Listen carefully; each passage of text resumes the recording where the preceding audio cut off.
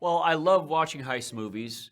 Why do people like heist movies? I think they like them because we all fantasize about being criminals potentially. All right, what would it be like if you were bad somehow?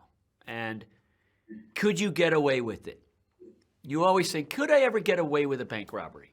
Oh, I can outrun these, or I can be sneaky enough to do this, but most of the time you can't.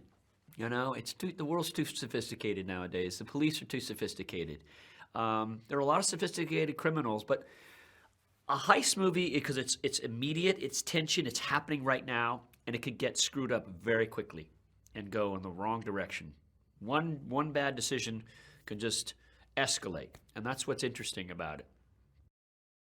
Well, I think it's very effective for actors when you shoot fast enough and you keep them on edge enough, because you're consistently trying to keep the tension going, and which means you don't want to spread it across the day so long in hours. You want to try to keep it compact because it's hard for them to keep their adrenaline up. You let them go back to their trailers to wait to set up new shots.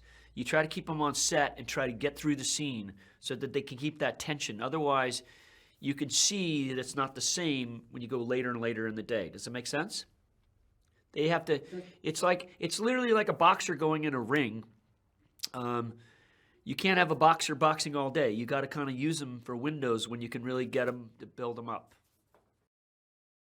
Well, I mean, they're playing a lot of different levels. Each one of them. I mean, they're playing a lot of tension, but there's a lot of like, fear of death, fear of getting caught, caring about each other. There's different emotional stuff. They're playing all these different levels, which is kind of interesting, and just trying to keep the reality. What would it be like if you're on a stuck with a hostage, and people want to get away and people want to live? You know, it's a good combination of people, and I've never worked with Yaya. I've never worked with the three of them before, and they all had something very unique to it, and I think it was a great triple, to have those three actors together. Well, I mean, I've always been a big camera person and shot inventor. So we did a lot of new drone techniques that haven't really been done in movies before. And, it's just, I like imagining visually how I can tell a story differently. It does have its own identity. It is a mass of people, and it's a crowd of people, and the freeways, and the traffic, and the gigantic buildings, and the beautiful sunsets. It does have a look about it, and I grew up there as a kid, so I know it very, very well.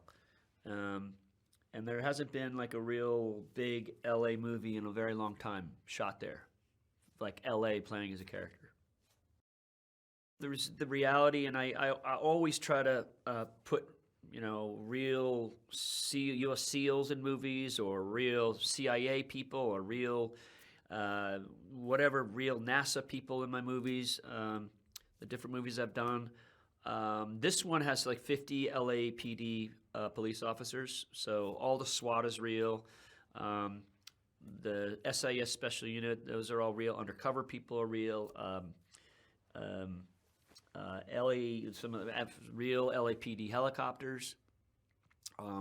There's a lot of real police tactics in this that they gave us when you would have a chase like this in this scenario.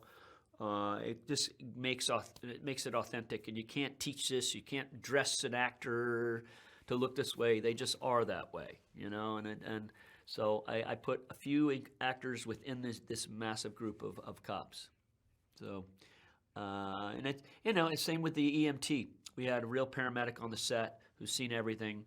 There's a scene that's kind of hairy when she's doing something to an injured person on her on the stretcher. I won't say it for the audience, but and that's completely real. We had real trauma surgeons like telling us this is exactly how you do it. We're FaceTiming as we're shooting it.